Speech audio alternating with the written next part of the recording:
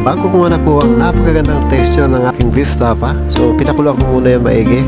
At tapos kung pinakuluan yan, pinirito ko ulit. Kaya ito nga, ang naging resulta guys, napakalambot. At kung paano ko ginawa, samahan nyo ko, turo ko sa inyo. Let's go!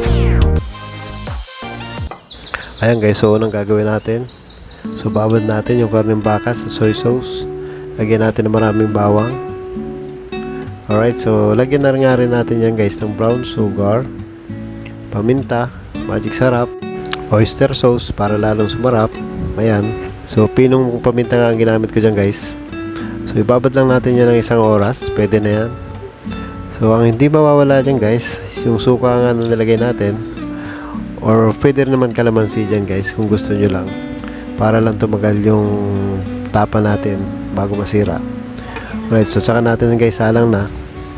So 1 oras natin sa salang yan hanggang 1.5 oras para makuha natin yung tamang lambot. So ito na nga guys. So pag natuyo ng konti yung sauce niyan guys, so pwede na yan.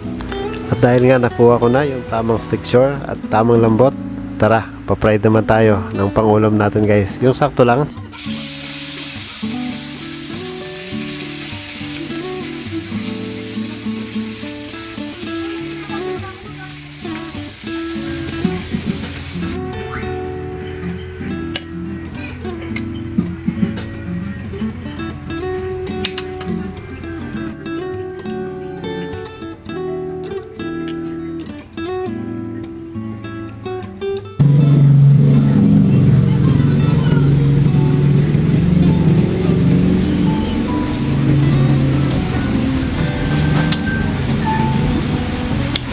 Sarap ang labot.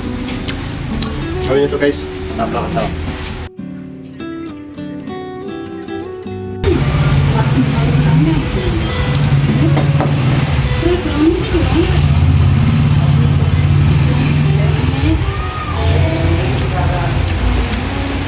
Bagay na bagay sa kanin. Napakasarap.